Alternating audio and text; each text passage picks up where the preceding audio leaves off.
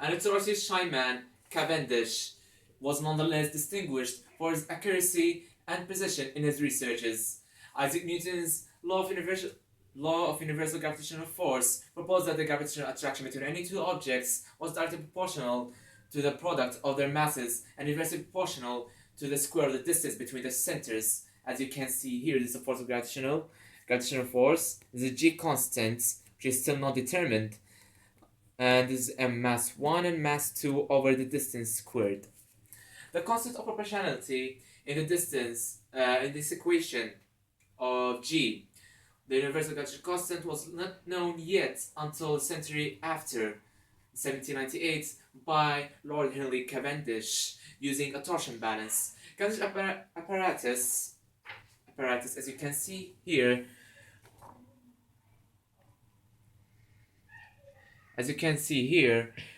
for experimentally determining the value of G, involved a light, rigid rod about 2 feet long. Two small lead spheres, as you can see they are in the red, were attached to the ends of the rod. The rod is the one connecting them, and the rod was suspended by a thin wire.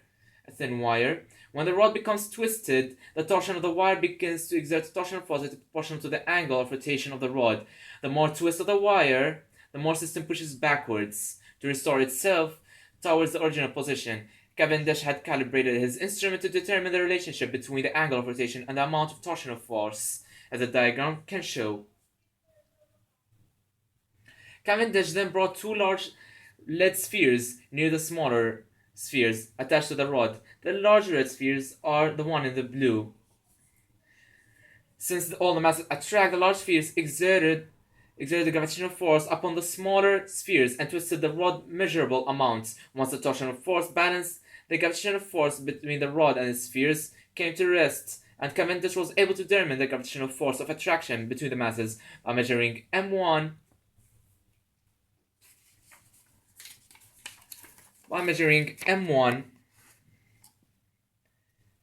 M2 and D and force of gravitational force. The value of G could be determined. Cavendish measurements resulted in an experimentally determined value of 6.75 times 10 to the power negative 11 Newton meter squared per kilogram squared.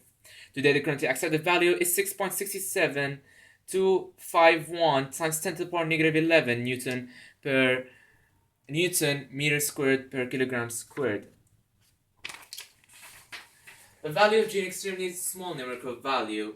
Its smallness accounts for the fact that the force of gravitational attraction is only appreciable for objects with large mass. While two students will indeed exert gravitational forces upon each other, these forces are too small to be noticeable. Yet, if one of the students is replaced by the planet, then the gravitational force between the other student and the planet becomes noticeable.